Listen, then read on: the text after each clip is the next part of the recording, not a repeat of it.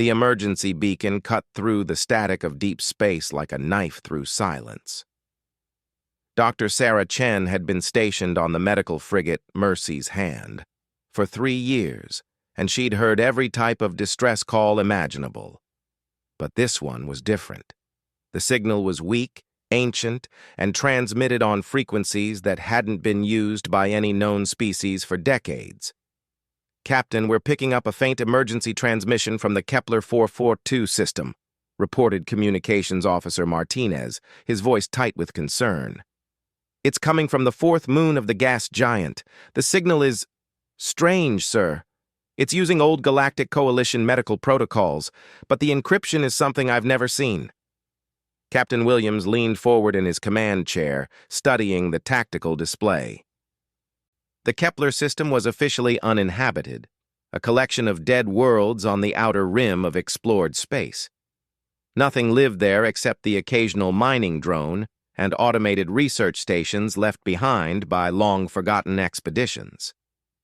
"Dr. Chen to the bridge," the captain's voice echoed through the ship's communication system.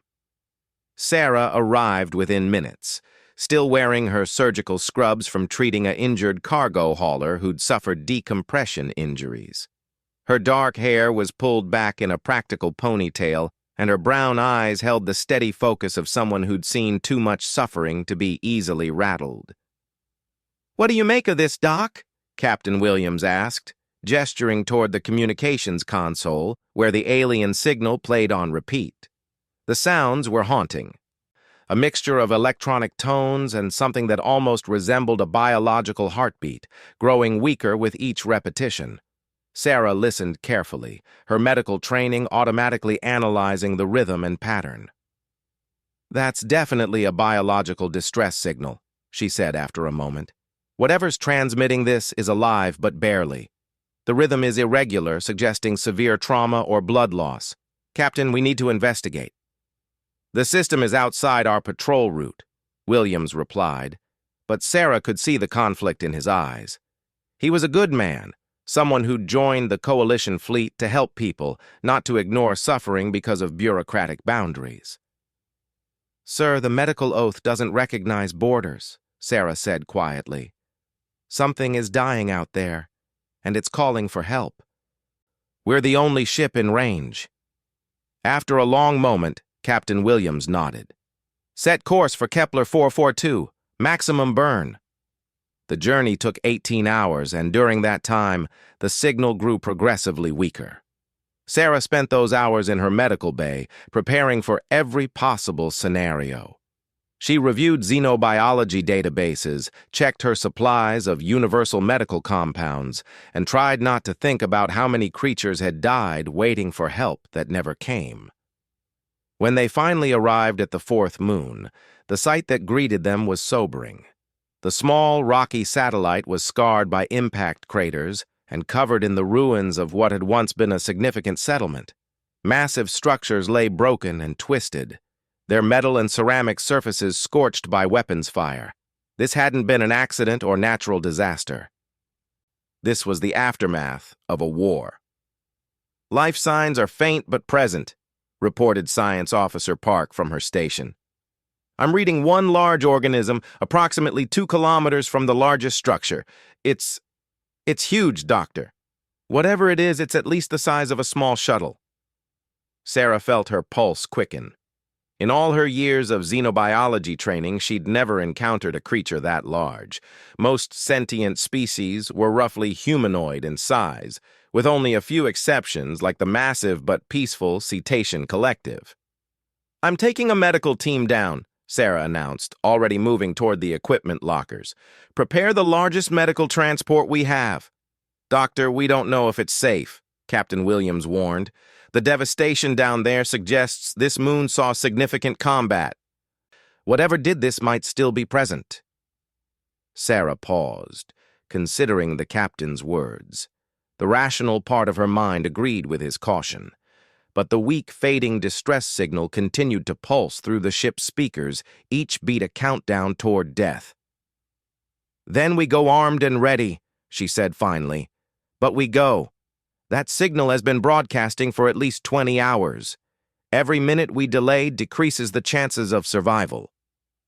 The medical team consisted of Sarah, 2 combat medics, and 4 Marines for security.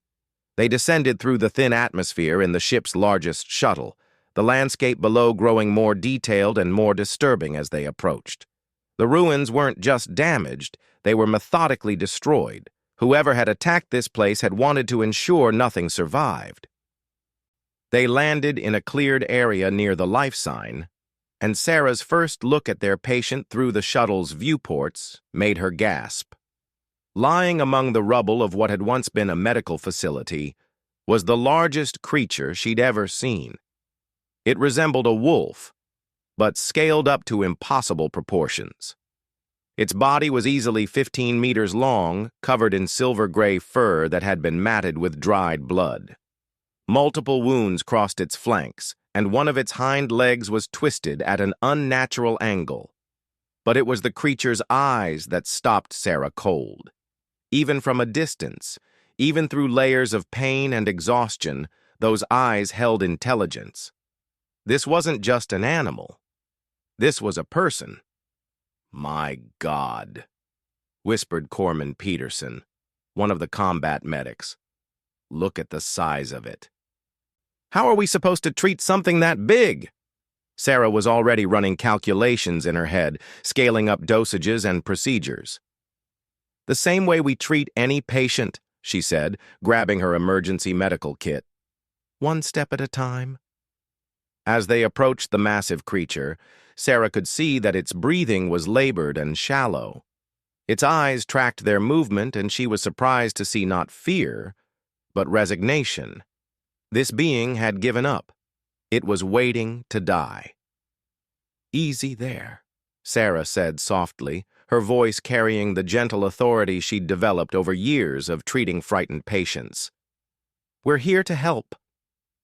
The creature's massive head lifted slightly, and Sarah found herself looking into eyes that held depths of sorrow she couldn't imagine. Those eyes had seen the destruction of everything this being had known and loved. In them, Sarah read the story of a survivor who had lived through the annihilation of their world, their people, their entire civilization. But now, as Sarah knelt beside the creature's massive head, she saw something else flicker in those ancient eyes. For the first time in what must have been days or weeks, the creature dared to hope that perhaps it wouldn't die alone after all. The creature's wounds were worse than Sarah had initially assessed. As she moved around its massive form with her scanner, the full extent of the damage became clear. 3 major lacerations ran along its right side, each one deep enough to have been fatal to a smaller being. The twisted hind leg showed signs of both crush injuries and energy weapon burns. Most critically, a partially healed puncture wound near what she assumed was the heart area was slowly bleeding. The creature's body too weakened to properly clot. "Corman Peterson, I need you to establish an IV line," Sarah called out, her voice steady despite the unprecedented challenge before her. "Use the large-bore needles from the trauma kit. Rodriguez, get me every bag of synthetic blood plasma we brought." "Doctor, those needles aren't designed for something this size," Peterson replied, uncertainty clear in his voice. Sarah looked up from her scanner readouts. "Then we adapt. This patient's circulatory system appears to be similar to mammalian physiology, just scaled up. The principles are the same." The massive wolf creature's breathing grew more labored as Sarah worked. She could sense its confusion at their presence. After what had clearly been a prolonged period of suffering alone, the appearance of these small bipedal beings must have been bewildering. "Can you understand me?" Sarah asked gently, placing her gloved hand on the creature's massive snout. The fur was coarser than she'd expected, but warm, definitely warm-blooded. To her surprise, the creature's eyes focused on her with unmistakable intelligence. It made a low sound, not quite a growl, but something deeper and more complex. Sarah's universal translator caught fragments of meaning, words that suggested acknowledgement and something that might have been gratitude. "Your people," Sarah continued, speaking slowly and clearly. What happened to them? The creature's eyes closed for a long moment, and when they opened again, Sarah saw a grief so profound it made her chest tighten. The universal translator crackled to life, translating the creature's weak vocalizations into heavily accented but understandable speech. The hunters came, the creature said, its voice like distant thunder. 3 cycles ago, they wanted our young. We refused. They took everything else instead. Sarah felt a chill that had nothing to do with the moon's thin atmosphere. The hunters were a legend in most sectors, a nomadic species that traveled the galaxy seeking specific types of beings for purposes that no civilized government wanted to contemplate.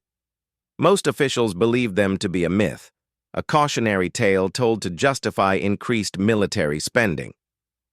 "You're Fenrani, aren't you?" Sarah asked, pieces of xenoarchaeological knowledge clicking together in her mind. "Your people were thought to be extinct." "We are now," the creature replied with heartbreaking simplicity. "I am Kethvar, last of the pack leaders of the Third Moon's territory. When the hunters realized they could not take our cubs alive, they decided to ensure none would ever be born again."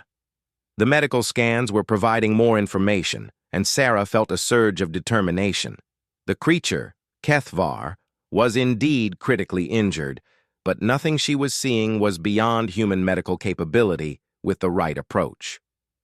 "Kethvar, I'm Dr. Sarah Chen of the Earth Medical Corps. I'm going to do everything I can to save your life, but I need you to trust me. Some of what I have to do will be painful." The massive wolf's head turned toward her, and Sarah saw something in those ancient eyes that she recognized from her years of emergency medicine. The look of a patient who had moved beyond fear of pain to something much more fundamental. The desperate desire to live. "Why?" Kethvar asked. "Why would your kind help mine?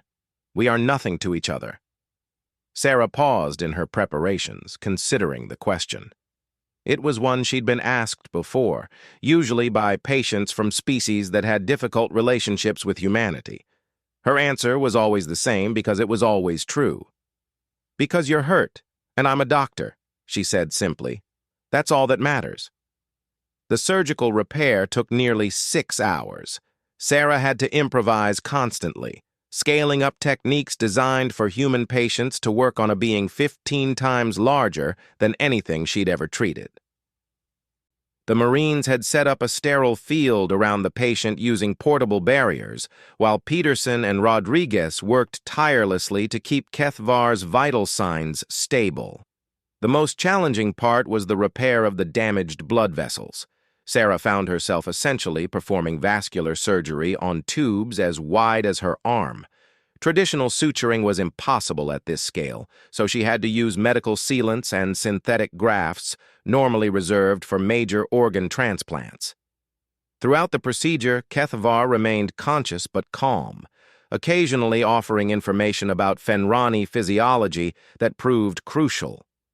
Sarah learned that his people had redundant organ systems, which explained how he'd survived injuries that would have been instantly fatal to most species. "Your anatomy is remarkably resilient," Sarah commented as she worked on closing the largest of the wounds. "It's almost as if your people evolved specifically to survive trauma." "We did," Kethvar replied, his voice stronger now that the immediate threats to his cardiovascular system had been addressed. "Our homeworld was harsh. Only the strong survived to reproduce. It made us excellent warriors, but it also made us excellent targets for the hunters." As Sarah placed the final medical patches over the surgical sites, she found herself thinking about the implications of what Kethvar had told her. If the hunters were real, and if they had indeed destroyed an entire species simply because that species had refused to hand over their children, then the galaxy was a more dangerous place than most civilized worlds realized. "The repairs are complete," Sarah announced to her team. "Vital signs are stabilizing and the synthetic blood plasma seems to be compatible with his system. but he's going to need extended care and probably additional surgery once we get him to a proper medical facility. Doctor, Kethvar said softly, and Sarah heard something new in his voice. Hope. You have given me my life back, but more than that, you have given me purpose again. Sarah looked up from her medical notes, puzzled. Purpose? I am no longer the last of my people, Kethvar explained. I am now the first of those who have been saved by humans. That is a story worth living to tell. As they prepared to transport Kethvar to the ship, Sarah couldn't shake the feeling that this encounter was the beginning of something much larger than a simple medical rescue. The universe had just become a more complex and dangerous place, but also one where new alliances might be forged in the most unlikely circumstances. 3 weeks later, the medical bay of the Mercy's Hand had been completely reconfigured. What had once been a standard treatment facility designed for humanoid patients was now something entirely different. The walls had been moved back, creating a space large enough for Kethvar to move around comfortably. Special equipment had been fabricated or modified to accommodate his massive size, and Sarah had spent countless hours developing new medical protocols for treating beings of his scale. Kethvar's recovery had been remarkable, even by Fenrani standards. The synthetic blood plasma had integrated perfectly with his system, and his body's natural healing abilities had accelerated the repair process beyond anything Sarah had seen before. But it wasn't just his physical recovery that impressed her. It was his mental transformation. When they'd first found him, Kethvar had been a creature waiting to die, the sole survivor of a genocide that had destroyed everything he'd ever known. Now, as Sarah watched him carefully stand and test his repaired leg, she saw something entirely different. She saw a being who had rediscovered hope. The pain is minimal now, Kethvar reported, his voice carrying through the specially installed communication system. Your surgical techniques are remarkable. On my world, such injuries would have meant death or permanent disability. Sarah smiled, checking the readings on her monitors. Human medicine has its advantages. We've had to develop ways to fix almost anything because we're not naturally as resilient as most species. We've made up for it by getting really good at putting ourselves back together. Captain Williams entered the medical bay, ducking slightly under the modified doorframe. Over the past weeks, he'd developed a genuine friendship with their unusual patient. How's our guest doing today, Doctor? He's doing well enough that I think we need to discuss our next steps, Sarah replied. Medically, Kethvar is stable and will be fully recovered within another week or two, but we need to decide what happens after that. Kethvar lowered his massive head to bring himself closer to their eye level, a gesture of respect Sarah had learned was significant in Fenrani culture. I have been giving this much thought as well. I cannot return to my people because there are no people to return to, but I also cannot simply fade away into obscurity when I carry knowledge that could save other species from my people's fate. Captain Williams leaned against one of the modified walls. You're talking about the hunters? Yes, Kethvar confirmed. They are real, and they are still out there. My people fought them for nearly a full year before the end. In that time, we learned things about their methods, their technology, their weaknesses, information that could be vital if they target another species. Sarah had been thinking about this possibility for days. The implications were staggering. If Kethvar's information could help prevent another genocide, then their rescue mission had significance far beyond saving one life. The Galactic Coalition Council needs to hear this, Captain Williams said. But I'll be honest, Kethvar, they're going to be skeptical. The hunters are considered by most officials to be a legend. Then I will provide proof, Kethvar replied. The ruins of my world, the weapon signatures in the debris, the recorded communications from our final battles, it is all there for those willing to look. Sarah watched the exchange with growing excitement. This was exactly the kind of thing that had drawn her to space medicine in the first place. The opportunity to make a difference not just for individual patients, but for entire civilizations. "There's something else we need to consider," she said. "Kethvar, you mentioned that your people were targeted because of your young. What made Fenrani children so valuable to the hunters?" Kethvar's expression darkened. "Our cubs are born with natural psychic abilities that develop over their first century of life. The hunters use psychically gifted beings as components in their navigation systems for travel between galaxies. A living being's mind can process the quantum variables involved in such jumps far better than any computer." The revelation hit Sarah like a physical blow. The hunters weren't just raiders or even traditional slavers. They were body part dealers operating on a galactic scale, harvesting sentient beings to use as biological computers. "How many other species have they targeted?" Captain Williams asked, his voice tight with controlled anger. "The records my people maintained suggest dozens over the past several thousand years," Kethvar replied. "Always species with specific biological or psychic traits. Always completely destroyed when they refused to surrender their young willingly."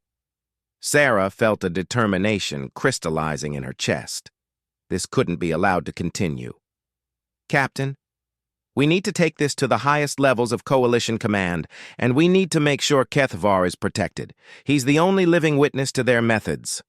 "Agreed." Williams nodded. "I'll start drafting reports immediately." "But Doctor, you realize what you're proposing? We're talking about exposing an intergalactic threat that most people believe is a myth. The political implications alone are less important than stopping a genocide machine," Sarah finished firmly. "Besides, we have advantages the hunters might not expect."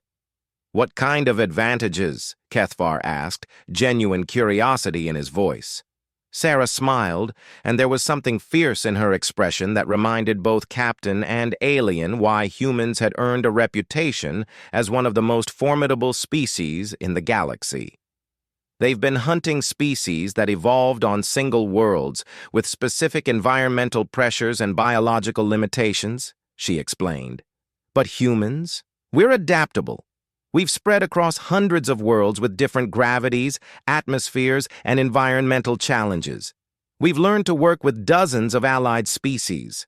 Most importantly, we're really good at taking something apart once we understand how it works." Kethvar made a sound that Sarah had learned was Fenrani laughter. "You speak of fighting the hunters. They have technology beyond anything my people possessed." "Maybe," Captain Williams said, and his smile matched Sarah's. "But they've never fought humans before.